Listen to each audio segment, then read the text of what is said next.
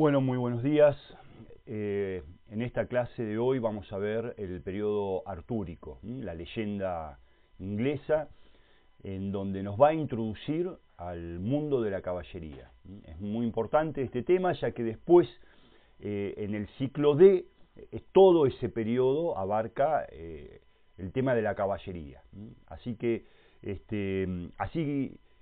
como en el periodo que vimos de Grecia, a través de los mitos formaban y educaban a sus jóvenes, y no había joven que no quería ser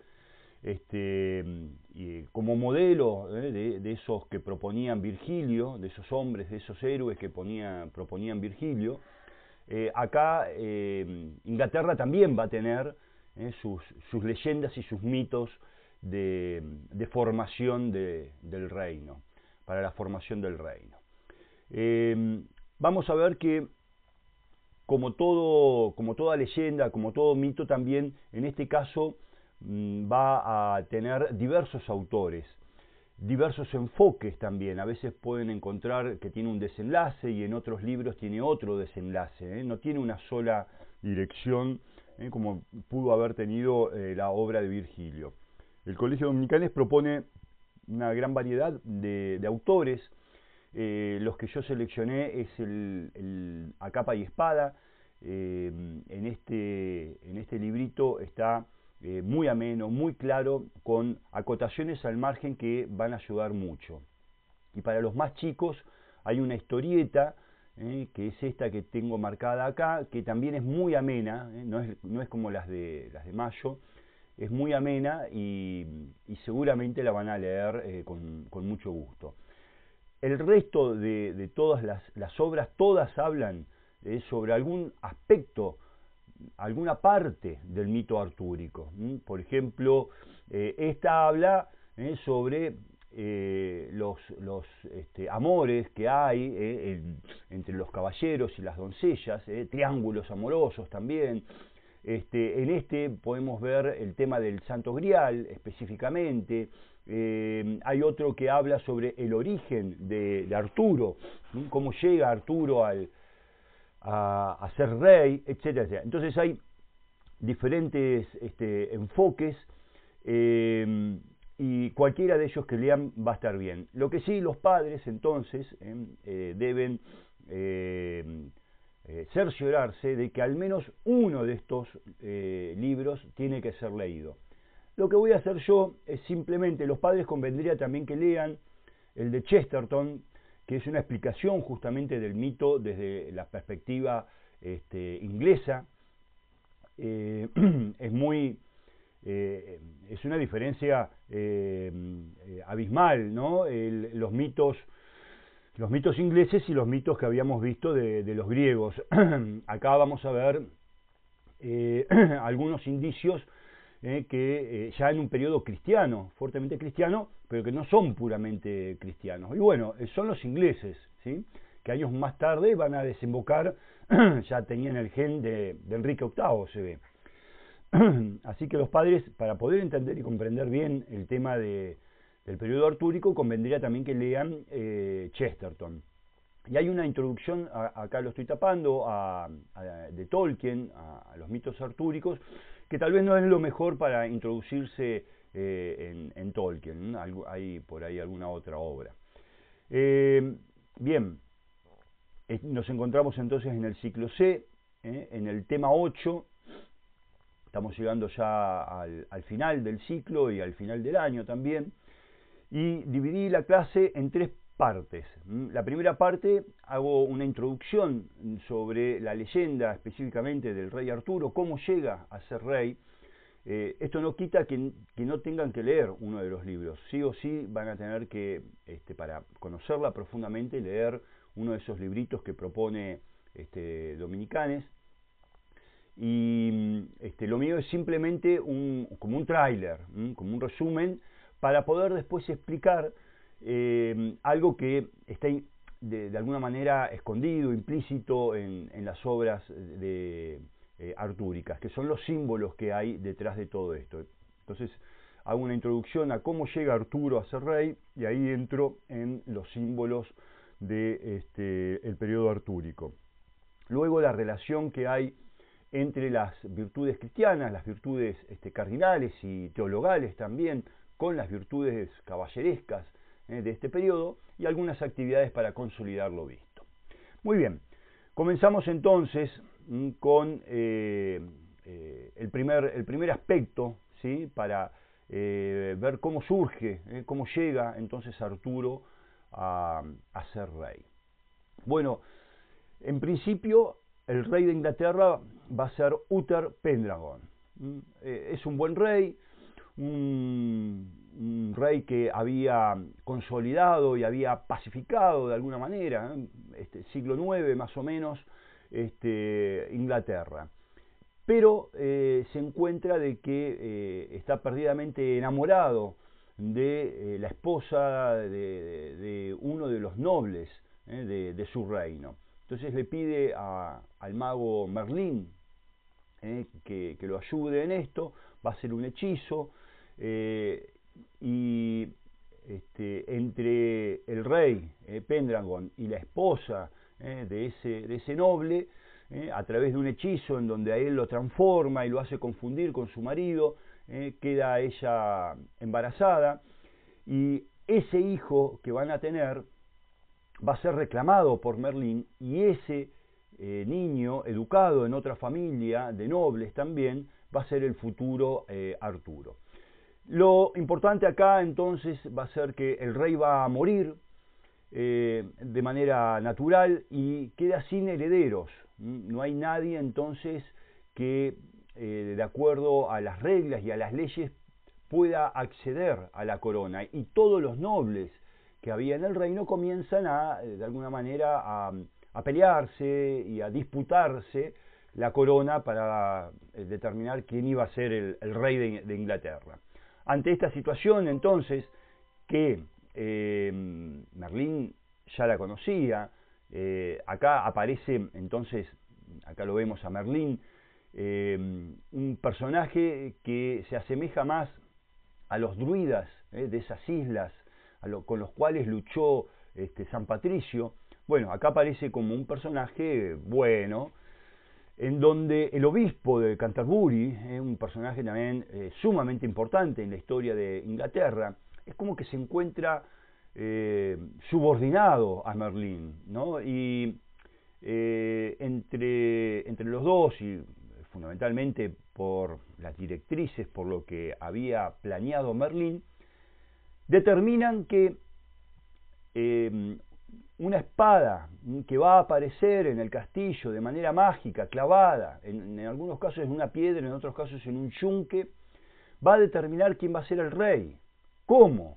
Bueno, aquel que pueda sacar esa espada, ese va a ser el rey de Inglaterra. Entonces se proponen torneos. Los torneos en esa época eran competencias en las destrezas militares entre los caballeros, entre los nobles, y vienen de todos lados del reino, y todos van a probar sacar la espada, y todos van a querer ser el rey entonces de Inglaterra. Entre todos esos nobles va a venir la familia que había educado a Arturo, y lo habían dejado de pequeño, lo habían criado como un hijo más, y el hermanastro de Arturo, se llamaba Kai, es uno de los que va a participar en este torneo, ¿sí? Y cuando le tocaba competir, pelear contra otro noble, Arturo, que tenía que llevar la espada, encuentra que no estaba en su lugar y no la ve por ningún lado. Ante esta situación, venían de muy lejos, para eso solamente, se desespera Kai, se enoja, pero Arturo le dice: no te preocupes, yo vi donde había una espada, ya la voy a buscar y te la traigo enseguida. Y sale corriendo Arturo, y ya empezaba la pelea. Entonces Kai, desesperado: ¿a dónde va Arturo? ¿Qué está por hacer? Ya tengo que pelear y no tengo la espada. Bueno, Arturo había visto la espada clavada en esa piedra, entonces dice: bueno, alguien dejó esta espada acá y es la que le voy a llevar a mi hermano. Y sin ningún esfuerzo, Arturo tira de la espada, la saca sin ningún problema. Y él no sabía nada un poco de esa leyenda que decía que el que sacaba la espada iba a ser el rey. Él había conseguido una espada para su hermano, vuelve corriendo y le entrega la espada a su hermano. Pero todos, cuando ven la espada, inmediatamente la reconocen, se sorprenden y se dan cuenta que esa era la espada que iba a determinar quién iba a ser el rey de Inglaterra. Dicen, ¿de dónde sacaste esa espada? Y ante esa situación, Arturo dice, uy, me descubrieron, era de alguien y no la debería haber sacado. Y Arturo medio que se pone nervioso. Entonces todos les piden que lo acompañen y que vaya donde el lugar donde sacó la espada. Vuelve Arturo y muestra el lugar de donde sacó la espada, y todos vieron que la espada ya no estaba más enterrada en el yunque o en la piedra. Entonces intentan ponerla de vuelta. El primero es Kai, pero no puede. Su padre o padrastro, que tampoco puede, y todos los nobles intentan ponerla, clavarla otra vez en la piedra, y nadie lo logró. Entonces viene Arturo y con mucha sencillez y sin hacer fuerza toma la espada y la vuelve a enterrar. Y nuevamente todos tiran y quieren sacarla y nadie la puede sacar. Evidentemente el elegido era Arturo y todos lo reconocen entonces a él como rey. El joven, casi niño, se encuentra totalmente sorprendido, no entendía absolutamente nada, todos se arrodillaban y le decían mi señor, y él realmente estaba consternado ante esta situación. Le explica todo, Merlín lo tranquiliza, ahí está Merlín, el obispo un poco más atrás, y lo coronan como rey de Inglaterra. Y Merlín le dice que no se preocupe, que lo va a acompañar, lo va a asesorar y lo va a aconsejar en todo lo que él necesite hasta que él ya sea maduro y un hombre que pueda ir solo en el gobierno del reino. Así que lo coronan a Arturo como rey, y de esa manera tiene Inglaterra un nuevo rey elegido de una manera prácticamente divina. A partir de ahí Arturo tendrá que luchar contra muchas invasiones, contra muchos problemas internos, y logra vencer en todas ellas, logrando que el reino de Inglaterra sea un reino modelo, ejemplo y digno. Bueno, hasta acá un poquito entonces la historia de cómo llega Arturo a ser el rey de Inglaterra. Ustedes sí deben leer entonces, por la profundidad y los detalles, y porque hay que leer, uno de los libros que le va a proponer Dominicanes. Lo que sí también quiero mostrarles ahora, cómo hay detrás de todo esto también algunos símbolos que son sumamente importantes y que los debemos también tener en cuenta y que van transmitiendo a través de esta obra un mensaje. Por ejemplo, el primero es el tema de cómo va a ser elegido un rey, la legitimidad, lo legal para que alguien sea rey era sacar la espada de la piedra. No era que elijan y todos voten para ver quién iba a ser el rey. No dependía de los hombres, de las personas, elegir el rey. Era algo que estaba por encima de las personas. Era algo como sagrado, un poder por encima de los hombres, un poder sagrado, es el que va a elegir al hombre que los tiene que gobernar acá en la tierra. O sea, Dios elegía al rey y éste debía gobernar en nombre de Dios, cumpliendo las leyes de Dios. Otro aspecto importante es que el elegido es alguien desconocido, es alguien que parecía normal, si bien tenía sangre del rey, pero era alguien que se había formado en una familia de manera normal junto a otros niños, ¿sí? Y es elegido no precisamente por su apellido o por su sangre, sino que es elegido por sus cualidades, que ya ven, o Dios ya ve, que son las adecuadas para poder gobernar. Así que cualquiera que tenga las cualidades, las virtudes para poder ser rey, iba a ser el elegido por Dios.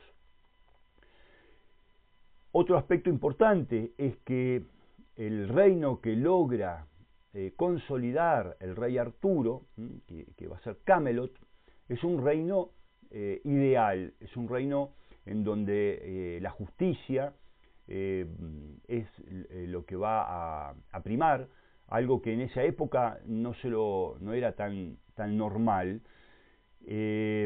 Y había una sociedad en la cual todos eran felices, contentos, y había una armonía, más allá de que existían diferentes clases o niveles sociales. Cada uno tenía un rol, y el rol que tenía era sumamente importante, y se encontraba orgulloso y contento de ese rol que tenía, y esa responsabilidad que tenía. Algunos, por los dones o las cualidades que tenía, serían responsabilidades mayores, y otros tendrían responsabilidades tal vez menores, pero todas eran importantes, y existía un bien común. Todos sumaban algo que beneficie a toda la sociedad, y todos se beneficiaban de lo que cada uno aportaba a esa sociedad. Era una sociedad, entonces, un reino bastante ideal, y eso es lo que se va plasmando y se va viendo en Camelot. No había problemas económicos, había una justa distribución de la riqueza, había educación, había salud, etcétera, etcétera. Todas las cosas que después de 1000 años todavía no logramos tener en nuestro mundo. Me pasé una, bien. Otro aspecto importante va a ser que los nobles, aquellos que tienen mayores responsabilidades, que tienen mayores cualidades y que también por ahí tienen mayores beneficios, deben realizar mayores cosas en bien de los demás, y fundamentalmente en el bien de los que son más débiles y tienen problemas. Entonces los nobles y los que mejor están tienen la principal responsabilidad de cuidar a los más débiles. Uno de los principios también de la caballería, que debían preocuparse por los huérfanos, por las viudas, por los ancianos, por los niños desamparados, por los más débiles que no tenían protección. Entonces, los nobles que van a existir en Camelot, que van a estar representados en los caballeros de la mesa redonda, ¿sí? Son los que van a salir por todo el reino buscando que la justicia llegue a todos los rincones del reino, que vendrían a ser los políticos que tenemos hoy en día, pero que no tienen absolutamente nada que ver con los nobles ni con los caballeros de la mesa redonda, todo lo contrario. Y después hay una figura que en el tema artúrico va a estar rondando permanentemente, que es el Santo Grial. El Santo Grial, que también habla de que José de Arimatea es quien, con el mismo vaso en donde Jesús realizó la última cena, va al pie de la cruz y también llena ese vaso con la sangre que caía de su costado, y ese mismo vaso sagrado él lo lleva cuidándolo y llega a Inglaterra, en donde lo va a guardar en un castillo. Entonces Entonces los caballeros de la mesa redonda, como una de las acciones que tienen importantísimas y fundamentales, es encontrar el Santo Grial, ¿sí? En definitiva, también dejan y queda perfectamente claro que la búsqueda de ese vaso sagrado en realidad es la perfección espiritual. Solamente lo logran ver y logran acercarse a él aquellos que tienen una perfección espiritual. Y todos aquellos que salen todos a buscarlo, todos aquellos que tienen errores humanos y las faltas humanas normal de todos los humanos, no logran verlo ni logran acercarse. Y aquel que es el más perfecto espiritualmente, Sir Galahad, es quien logra ver y acercarse al Santo Grial, y dicen también en algunas obras que una vez que lo logra ver, se hace monje y termina así sus últimos días. Es otro entonces de los símbolos importantes el Santo Grial. Bien, ¿cuáles son estos personajes importantes, ¿sí? de la nobleza que están en Camelot? Bueno, el principal y el primero de todos ellos es el rey Arturo. Y la principal virtud de un rey es obviamente que la prudencia, por supuesto que él tenía, la prudencia para poder discernir las cosas, y a partir de esta virtud va a venir una virtud fundamental que va a ser la justicia, para darle a cada uno lo que merece, tanto a los nobles como a los que son del pueblo. Y el liderazgo, en donde todos reconocían y confiaban en que lo que él decía y la dirección que él marcaba era la adecuada. Entonces, las principales virtudes para gobernar de un rey las tenía entonces Arturo: prudencia, justicia, liderazgo. Había una perfecta armonía entre la fuerza que él tenía, que lo que él decía se tenía que hacer, y la ley. Había muchas veces leyes que él tenía que hacer cumplir que iban en contra de sus seres más queridos o amigos. De hecho, termina peleando con Lancelot, que era uno de los caballeros más cercanos a él. Otro de los caballeros más importantes es, como mencioné anteriormente, Sir Galahad, era el hijo de Lancelot, y la principal virtud de él que todos destacan es la castidad y la fe. Tenía una profunda fe, y por eso es él quien se puede acercar más que el resto de los caballeros al Santo Grial. Es el caballero más espiritual y el que logra entonces entrar en lo que es el castillo del rey pescador, que era el que guardaba el Santo Grial, y logra entender un poco todo este misterio, ¿sí? Algunos dicen que vuelve, otros autores dicen que no. Justamente el desenlace y el más adecuado es que él termina como monje hasta sus últimos días, muriendo en santidad. Otro caballero muy famoso es Lancelot, y se destacaba por la valentía. En todos los torneos y competencias que hacían, él era el que siempre ganaba, considerado entonces el mejor guerrero. Pero a veces la valentía, que es una gran virtud, ¿sí?, si no está subordinada a las virtudes cristianas, fe, esperanza, caridad, y a las virtudes cardinales cristianas, no sirven de nada. Ser valiente para lograr algo que está mal no tiene sentido, y le juega inclusive en contra, ¿no?, de uno.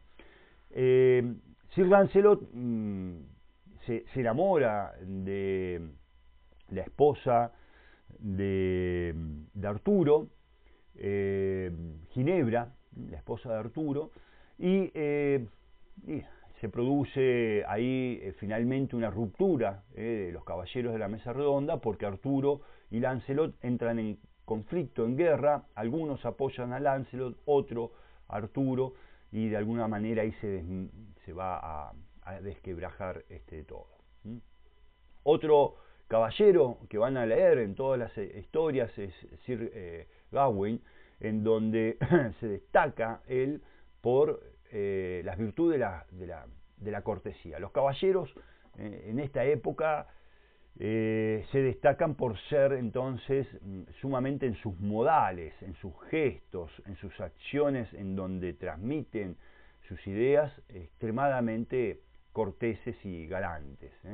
Sir Galahad es el modelo, entonces, en esto. También la virtud del honor y de la lealtad se destacan en Sir Gawain. Muy bien, y nos quedaba Sir Percival, que es el más humano, probablemente de todos, en donde también tenía fe, pero también tenía defectos, como podemos tener y tenemos todos. Y por eso, cuando va a pelear y a buscar el Santo Grial, él logra llegar, pero no lo logra ver. No logra ver lo que ve Sir Galahad. Él, si bien tiene una gran pureza de corazón, él es formado y educado en una granja. Su padre había muerto de pequeño, educado por su madre de una manera muy inocente, alejado un poco del bullicio de la ciudad, y cuando ve un caballero, ya además jovencito, ve un caballero, él dice, eso es lo que yo quiero ser, y pone todo su empeño en eso, y logra ser un caballero, y un caballero de la mesa redonda, por su perseverancia, pero no pierde nunca esa inocencia y esa pureza con la cual fue formada en el campo, ¿no? En donde él vivía, en la granja en donde él vivía. Así que Sir Percival es también uno de los personajes muy interesantes, con muchas aventuras también, que llega también al castillo del rey pescador que tenía guardado el Santo Grial, y queda muy cerca, ¿no? del Santo Grial, por sus imperfecciones naturales, ¿sí? Porque no todos van a ser perfectos acá en la tierra, todos pasarán por un purgatorio probablemente. Sir Percival no logra ver entonces el Santo Grial. Muy bien, ¿qué vamos a hacer ahora? Bien, para poder armar la carpeta y que nos quede un resumen, les voy a mostrar algunas palabras claves. Ustedes habrán visto que a medida que iba avanzando yo ponía algunas palabritas importantes. Con esas palabras van a armar oraciones de acuerdo a lo que yo relaté, y de acuerdo tal vez sería conveniente que hagan un alto y lean. Entonces tienen 30, 40 hojas, 50 hojas, cualquiera de los libros que les ofrecen para leer, lo lean, y con las palabras que yo les propongo, ¿sí? Busquen, no puedo acá, ahí lo corro, con las palabras que yo les propongo, armen oraciones y les van a quedar un texto resumiendo el primer punto, que es la leyenda del rey Arturo y su relación con los símbolos, y un segundo punto, describan algunos de los caballeros de la mesa redonda y sus virtudes, si quieren los que leyeron o los que yo les expliqué. ¿Sí? Entonces, por ejemplo, fíjense en que acá les pongo las primeras dos palabras: muere herederos. Entonces, empezaría así, en un reino de Inglaterra donde su rey, Uther Pendragon, no deja herederos para la corona, muere, y en todo el reino hay un gran desconcierto de saber quién iba a sucederlo y a reemplazarlo como rey, por ejemplo. Bueno, y así van siguiendo, le van a agregar más cosas, ¿no? Porque si leen van a saber muchísimo más, y así de esta manera van a ir armando un texto que les va a quedar a modo de resumen de este tema, para poder después seguir estudiándolo. Cuando lleguemos al tema 10 volvemos a hacer una prueba. Acá otras palabras más para que sigan trabajando: entrega, sorprendido, intentan, Arturo, en tierra. Todas estas partes de la historia que ya fuimos viendo y que los puede ayudar a armar las oraciones. Muy bien, y ahora para practicar, a ver si comprendimos entonces, una vez que escucharon la clase, una vez que armaron el resumen, una vez que leyeron la obra, y los papás acá tienen que hacer alto y frenarlo a los hijos para que no se apuren, ahí hacemos entonces esta pequeña actividad en donde arman un cuadrito con letras de la A a la I y procedo entonces a plantear definiciones en las cuales ustedes tienen que poner la respuesta. En el cuadrito A entonces, reino ideal y perfecto donde el rey Arturo gobernó. Espada que se encontraba dentro de una piedra y nadie podía sacar, solo Arturo. Nada mencioné el nombre de la espada tiene un nombre.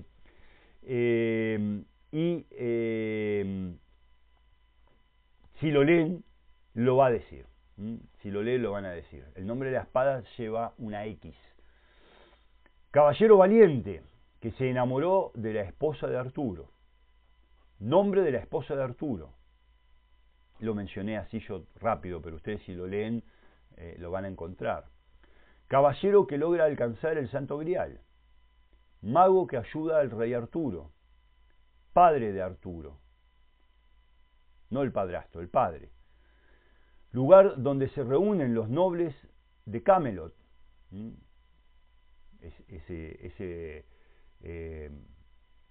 Esa mesa. Hermanastro de Arturo, el nombre del hermanastro de Arturo. Bien, y acá están las respuestas. Algo así les tendría que quedar entonces la carpeta. Tema 8, sean prolijos para poder después y ordenados poder estudiar bien. Tema 8, periodo artúrico 1, leyenda del rey Arturo y sus símbolos. Y ahí todo el texto que les ocupará una carilla, por ejemplo, o una hoja, como resumen. 2, las virtudes cristianas y caballerescas, y elegimos 4 o 5 caballeros de la mesa redonda para explicar sus virtudes y sus cualidades. 3, las actividades, el cuadrito que acabo de hacer. Hasta acá, entonces, el tema de el periodo artúrico. Vamos a volver sobre los temas de la caballería. Hasta acá, entonces, una introducción, ¿sí? desde Inglaterra. Después vamos a entrar con otros caballeros de otros reinos. Así que bueno, los espero. Un saludo en Cristo y María. Hasta el próximo video.